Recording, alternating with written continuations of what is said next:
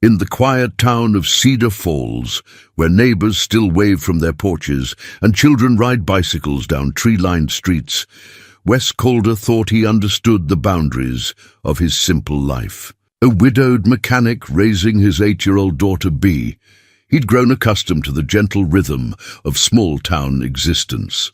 Saturday morning pancakes, evening sign language lessons that honored his late wife's memory, and the comforting predictability of routine. Then came the silent girl at the park, watching from behind the swings with eyes that held secrets too heavy for someone so young. What began as a weekend favor to overwhelmed social services would transform into something neither Wes nor his daughter could have imagined. But when a billionaire's desperate search collides with a mechanic's quiet act of kindness, the question emerges: can love transcend the vast distances between two very different worlds? Before we jump back in, tell us where you're tuning in from.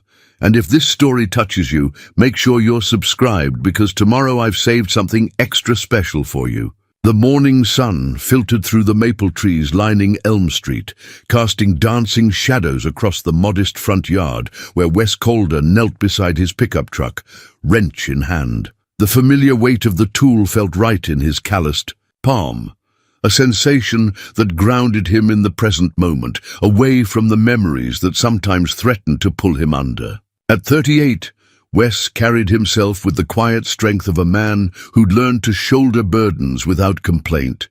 His broad shoulders testament to years of honest work, and his weathered hands speaking of countless repairs, both mechanical and emotional. "Dad, you promised we'd practice before school," came a voice from the front porch, clear and bright as morning bells. Bee Calder, 8 years old, with her mother's curious green eyes and her father's stubborn chin, stood framed in the doorway. Her school backpack slung over one shoulder and her expression mixing impatience with affection. Wes looked up from the engine bay, his face softening into the kind of smile reserved exclusively for his daughter. "5 more minutes, sweetheart. This old girl's been making some concerning noises, and Mrs. Henderson needs her car back this afternoon." Bee approached with the confident stride of a child who knew her place in her father's world was secure and central.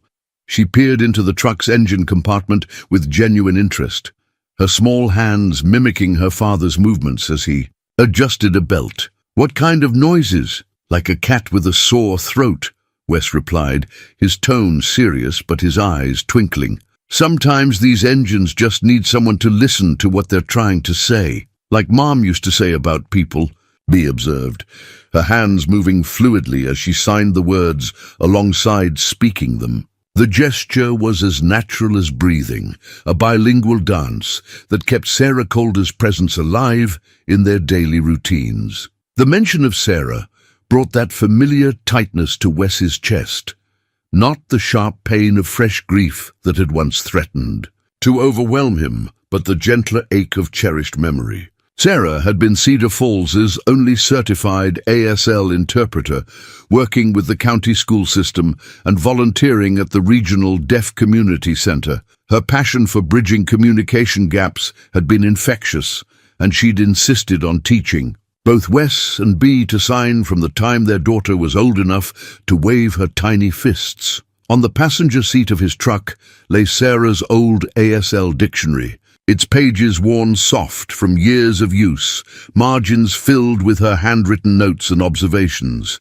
Wes carried it everywhere, though he rarely needed to reference it anymore. The book had become a talisman, a physical connection to the woman who taught him that communication was about so much more than words. "Exactly like Mom used to say," Wes confirmed, closing the hood with a satisfying thud. He wiped his hands on the red shop rag that perpetually hung from his back pocket, then turned his full attention to his daughter. "Now, what did you want? To practice?" Bee's face lit up with the particular joy that came from having her father's undivided attention. She launched into the poem she'd been working on for her 3rd grade presentation, her hands moving gracefully through the signs, while her voice carried the careful cadence of someone learning to marry 2 languages into one expression. The poem was about autumn leaves, simple enough for her age, but infused with the kind of observational detail that reminded Wes daily of Sarah's influence. As Bee signed, Wes found himself transported back 3 years to Sarah's final autumn. She'd been diagnosed with the aggressive brain tumor in August, gone by November, a time frame so compressed that grief felt like whiplash. But in those golden September days, when the diagnosis was still fresh and hope still flickered, Sarah had spent hours in their backyard with Bee, teaching her to describe the changing leaves in sign language. "The beauty isn't just in what we see," Sarah had said, her own hands moving with the practiced elegance of a native signer, "but in how we choose to share it with others." "Perfect," Wes said, as Bee concluded her presentation, and he meant it. Her signing had grown more nuanced over the past year, developing the kind of natural rhythm that couldn't be taught, only cultivated through consistent practice and emotional connection. The walk to Cedar Falls Elementary took them down familiar streets lined with houses that held the comfortable patina of decades. Mrs. Kowalski waved from her garden where she was collecting the last tomatoes of the season. Mr. Chen, who ran the corner market, called out a greeting from where he was arranging pumpkins in front of his store. These interactions, brief but genuine, formed the fabric of their community, threads of connection that had supported Wes and Bee through their darkest months. Cedar Falls was the kind of place where people still left their doors unlocked and knew their neighbors' middle names. When Sarah had died, casseroles had appeared on their doorstep for weeks, each one accompanied by a handwritten note, and the quiet understanding that grief required both solitude and community support. Wes had learned to accept help gracefully, recognizing that his neighbors' offerings were as much about their own need to contribute as they were about his family's need for sustenance. "Will you pick me up today, or am I taking the bus?" Bee asked as they approached the school's front entrance, where children were streaming in with the chaotic energy of youth meeting structure. "I'll be here at 3:15, Wes promised, adjusting her backpack straps with the practiced efficiency of single parenthood. "And maybe we'll stop by the park afterward if you finish your homework quickly." Bee's eyes brightened at the prospect. Cedar Falls Park was their special place, where they'd often gone with Sarah for weekend picnics, and where Wes now took his daughter when life felt too confined by routine. The park held memories both painful and precious, Sarah's laughter echoing. From the pavilion where they'd celebrated Bee's 5th birthday, the bench where they'd sat together during those final weeks, talking about the future in whispers that tried to hold hope and fear in equal measure. After Bee disappeared into the school building with a final wave, Wes walked back through town toward Calder's Auto Repair, the small shop he'd inherited from his father and transformed into his own vision of honest work and fair dealing. The transition from teaching to mechanics hadn't been planned. It had been necessity born from Sarah's medical bills and the need for a more flexible schedule during her illness. But he'd discovered a satisfaction in the work that surprised him, finding comfort in problems that had concrete solutions and grateful customers who appreciated expertise delivered without pretension. The shop occupied a corner lot on Main Street, its red brick facade weathered but dignified, with large windows that allowed natural light to flood the work area. A hand-painted sign, touched up each spring, announced Calder's Auto Repair, 3 generations of service, in letters that managed to be both practical and proud. Inside, the walls were lined with tools that had been passed down from his grandfather, their handles worn smooth by decades of use.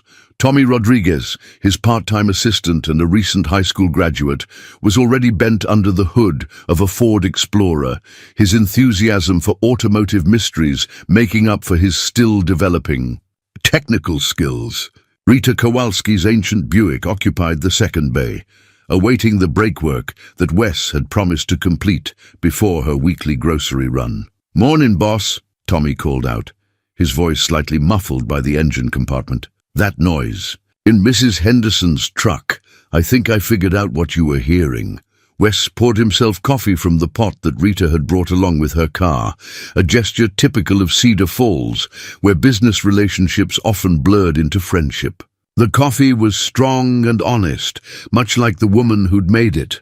"What's your diagnosis, Dr. Rodriguez?" Tommy emerged from under the hood, a streak of grease across his forehead and a grin that suggested pride in discovery. "Serpentine belts. Starting to fray, but there's also some play in the tensioner pulley. Replace both and she'll purr like she's supposed to."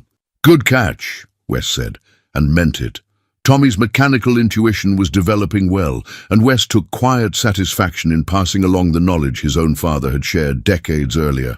Teaching had always come naturally to him, whether in the elementary school classroom, where he'd worked before Sarah's illness forced a career change, or here in the shop, where problems had concrete solutions and honest work yielded visible results. The morning passed in the comfortable rhythm of familiar work. Wes completed Mrs. Henderson's repair, guided Tommy through the brake job on Rita's Buick, and fielded a steady stream of phone calls from customers whose automotive troubles ranged from routine maintenance to mysterious rattles that defied easy diagnosis. This was the life he'd built after Sarah's death, predictable, stable, centered around Bee's needs and their shared routines. At lunch, Wes drove to the elementary school to volunteer in the cafeteria, a commitment he'd maintained since the previous spring, when the school administration had reached out to parents for additional support. The work was simple, helping younger children open milk cartons, mediating minor lunchtime disputes, wiping down tables. But it allowed him to glimpse Bee's world and to contribute to the community that had embraced them both. Today, however, something felt different. As Wes moved through the cafeteria, he noticed clusters of teachers engaged in hushed conversations, their expressions carrying the particular tension that accompanied serious news. Mrs. Patterson, the principal, seemed distracted during their usual brief exchange about Bee's progress, and several parents who'd arrived for pickup duty appeared unusually solemn. It wasn't until he was walking back to his truck that Wes encountered Janet Morrison, whose daughter was in Bee's class and whose husband worked as a county social worker. Janet's usually cheerful demeanor had been replaced by something more guarded, more concerned. "Wes," she called out, her voice carrying an odd formality. "I wanted to mention there's been some unusual activity around town today. County vehicles, some out-of-state plates. David thinks it might be related to that missing child case that's been in the news." Wes paused, his hand on the truck's door handle. He'd been vaguely aware of the story, a wealthy family's daughter who disappeared under mysterious circumstances somewhere downstate, but the details had seemed remote from his daily concerns. "Here in Cedar Falls? David's not supposed to discuss ongoing cases," Janet continued, her tone suggesting she was sharing information despite official protocols. "But he's concerned they might be expanding the search area. I just thought you should know in case Bee hears rumors at school." The afternoon felt different after that conversation, though Wes couldn't quite articulate why. As he returned to the shop, he found himself more aware of the vehicles passing. On Main Street, more attuned to the subtle changes in the town's usual rhythms. Tommy noticed his distraction, but didn't comment, a discretion that Wes appreciated. When 3:15 arrived, Wes was waiting in the school pickup lane 5 minutes early, watching as children streamed out of the building with the explosive energy of freedom. Bee appeared among them, her backpack bouncing against her hip as she scanned the line of waiting vehicles. Her face brightened when she spotted his truck, and she jogged over with the unself-conscious enthusiasm that still characterized her interactions with the world. "How was school?" Wes asked as she climbed into the passenger seat, buckling her seatbelt with practiced efficiency. "Good," she replied, then launched into a detailed account of her day that included a science experiment involving baking soda, volcanoes, a playground dispute resolved through careful diplomacy, and a book report assignment that had her excited about visiting the library. Her chatter filled the truck's cab with warmth and life, pushing away the vague unease that had settled over Wes during the afternoon. "Can we go to the park now?" Bea asked, as they pulled away from the school. "I finished my math worksheet during study hall, and I only have reading left for homework." The park was a short drive from the school, nestled between the residential neighborhood where they lived and the commercial district that housed Wes's shop. Cedar Falls Park had been designed with families in mind. Playground equipment suitable for various ages, walking paths that wound through stands of mature oak and maple trees, pavilions available for community gatherings, and a small pond that attracted ducks and the occasional great blue heron. As they pulled into the parking area, Wes noticed they weren't alone. A dark sedan sat in the far corner of the lot, its occupants visible as silhouettes behind tinted windows. The sight triggered a vague sense of unease, though he couldn't pinpoint why. Cedar Falls wasn't the kind of place where unfamiliar vehicles aroused immediate suspicion, but something about the sedan's positioning and the way its occupants seemed to be observing rather than participating felt out of place. Bea, however, was oblivious to her father's concerns. She bounded toward the playground with the single-minded enthusiasm of childhood, calling back over her shoulder, "Push me on the swings when you're ready."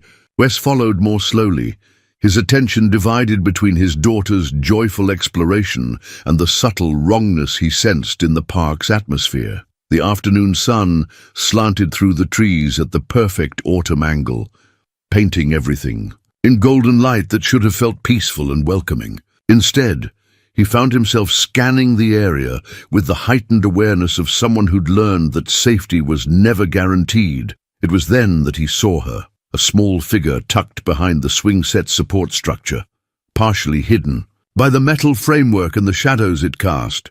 A child, maybe 6 or 7 years old, wearing clothes that looked like they'd seen several days without washing. Her dark hair hung in tangles around a face that was dirt-smudged, but not entirely obscured, and her eyes, those eyes, held something that made Wes's chest tighten with recognition and concern. The girl wasn't playing or exploring like children typically did in parks. She was watching, her gaze fixed on Bea with an intensity that spoke of longing rather than casual interest. When Wes moved slightly to get a better view, the child immediately shrank deeper into the shadows, her body language screaming of wariness and fear. "Bea," Wes called softly, his voice carrying the particular tone that his daughter had learned meant pay attention without alarm. "Come here for a moment." Bea looked up from the monkey bars she'd been testing, her expression curious but not concerned. She approached with the easy confidence of a child who'd never had reason to fear her father's sudden requests for attention. "There's a little girl over by the swings," Wes said quietly, crouching to Bea's eye level. "She seems scared and alone. I'm going to see if she needs help, but I want you to stay where I can see you, okay?" Bea nodded solemnly, her green eyes reflecting the same compassionate instinct that had characterized her mother. "Is she lost?" "I'm not sure yet," Wes replied. "But sometimes people need kindness even when we don't know their whole story."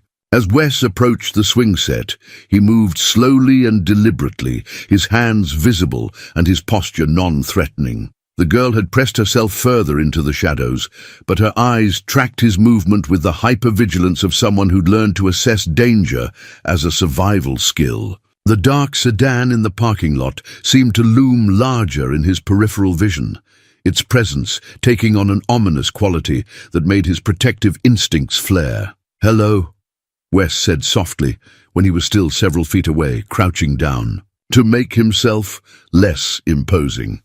"I'm Wes. That's my daughter Bea over there. Are you here with someone?" The girl didn't respond verbally, but her eyes darted toward the parking area where the sedan still sat. The movement was brief but telling, and Wes felt pieces of a puzzle beginning to shift in his mind, though the complete picture remained unclear. Her clothes were dirty but not torn, suggesting recent care followed by neglect. Most troubling were her hands. Despite her obvious fear and isolation, they moved in small, deliberate gestures that looked remarkably like fragmented sign language. "Can you sign?" Wes asked gently, his own hands moving through the question in ASL as he spoke. Do you know sign language?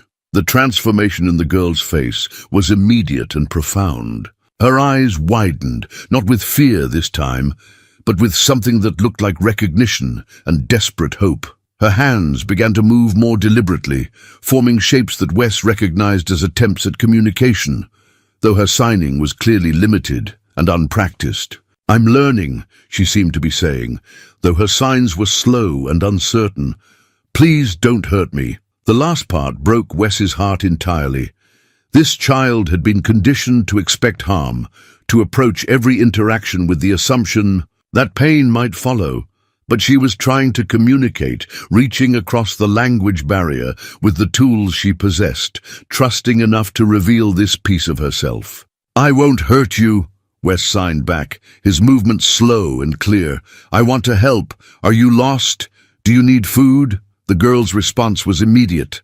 An emphatic nod followed by signs that conveyed hunger, thirst, and a bone-deep tiredness that spoke of more than just physical exhaustion.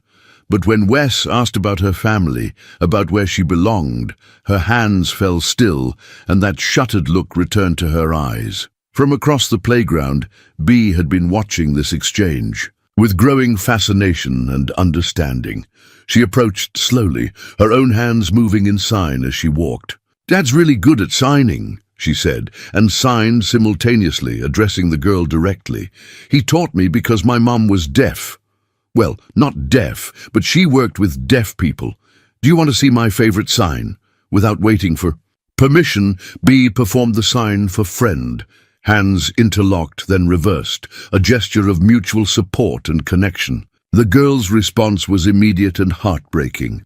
She attempted to copy the sign, her movements uncertain but earnest, and for the first time since Wes had noticed her, something like a smile ghosted across her features. It was then that Wes's phone rang, the sound cutting through the delicate tension of the moment. He glanced at the screen, Janet Morrison's number, and felt that sense of unease deepen into something approaching dread. "I need to take this," he told the girls, stepping a few feet away but keeping them in sight. "But I want both of you to stay right here, okay? Wes?" Janet's voice was tight with concern. "David just called. They're expanding the search to Cedar Falls. That missing girl, Emmeline Vale. They have reason to believe she might be in our area. There are going to be police and federal agents and probably media arriving soon. David wanted to give you a heads up, since you volunteer at the school." Wes's gaze moved from his phone to the girl by the swings, who was now allowing Bee to show her how to pump her legs to make the swing move. The timing felt too coincidental, the pieces too aligned to be chance. 7 years old, dark hair, mute, and now here in Cedar Falls at the exact moment when authorities were expanding their search. "What does she look like?" he asked quietly. "This missing girl. 7 years old, dark hair, around 40 pounds.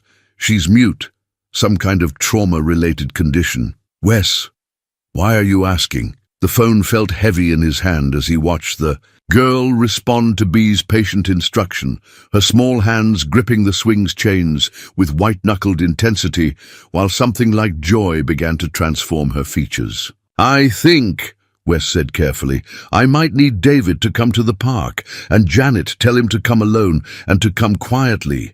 I think we might have found her." The silence that followed, stretched like a held breath, filled with the weight of recognition and the terrible responsibility that comes with sudden, life-altering knowledge. Across the playground, Bee was teaching the girl how to twist the swing's chains and spin. Their laughter carried on the autumn breeze, innocent and pure, unmarked by the storm that was about to descend on their quiet corner of the world. "Are you certain?"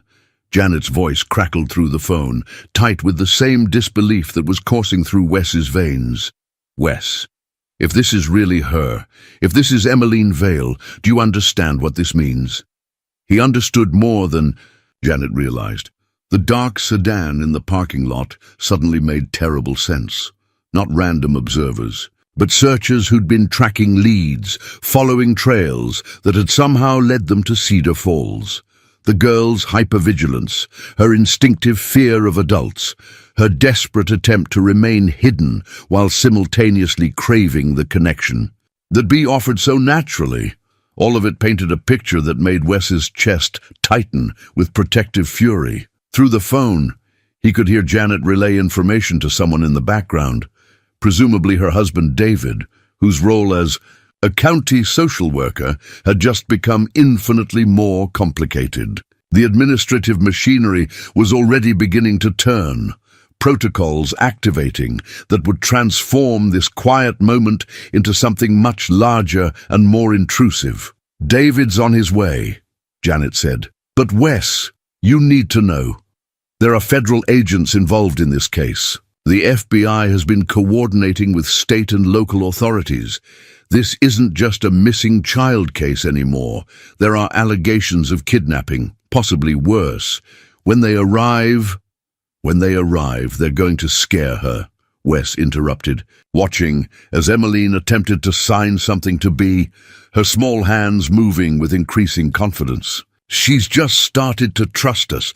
If a bunch of strangers in suits show up and try to take her away, she's going to shut down completely." The reality of the situation was beginning to crystallize in his mind, like ice forming on a winter window, beautiful and terrible and impossible to ignore. This child, who'd appeared in their lives like a gift wrapped in mystery, was about to be reclaimed by a world that had already failed to protect her once.